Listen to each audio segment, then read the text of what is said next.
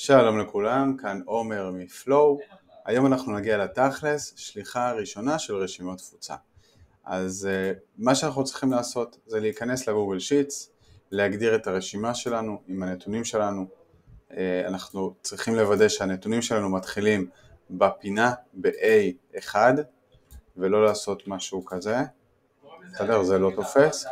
אז צריך שהנתונים יתחילו תמיד מ-A1 ושיהיה לנו רציפות, שלא יהיו לנו מקרים כאלה של פתאום עמודה ריקה או שורות ריקות.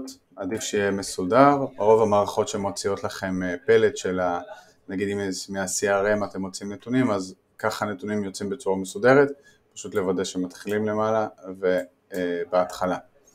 אחרי שעשינו את זה אנחנו נרצה לשתף את הגיליון כדי שמסאג' פלואו תוכל לקרוא את הנתונים.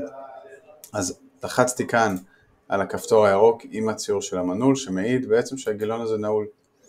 אנחנו נלחץ כאן למטה, שימו לב שאם אתם בעברית בגוגל אז יהיה לכם בצד ימין, ואנחנו נלחץ כאן על שינוי ההרשאות ונבחר anyone with the link.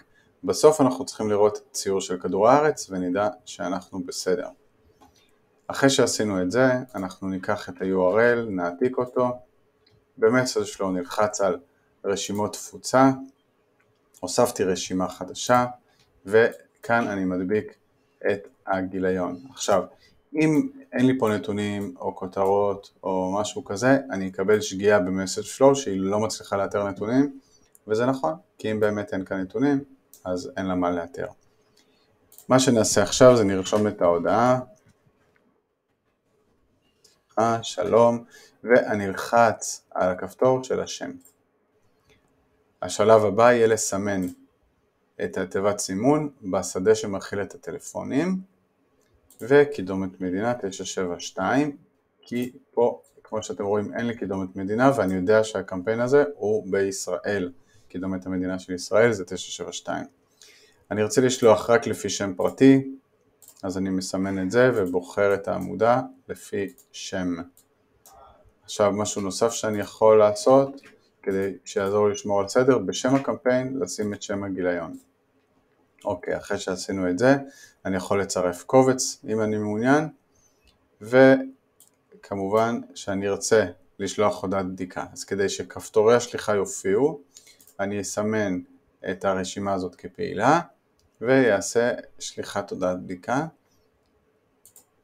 בואו נלחץ על זה. אוקיי, קיבלנו את ההודעה, שלום משרד לטלפון שלנו. למה לטלפון הזה? בעצם כי זה הודעת בדיקה. ברגע שאני אעשה שליחה לכולם, אז כל המספרים ברשימה יקבלו את ההודעה. זהו חברים, ככה עושים את ההגדרה של רשימת תפוצה. בסרטון הבא נעשה גם אוטומציה של סניפר.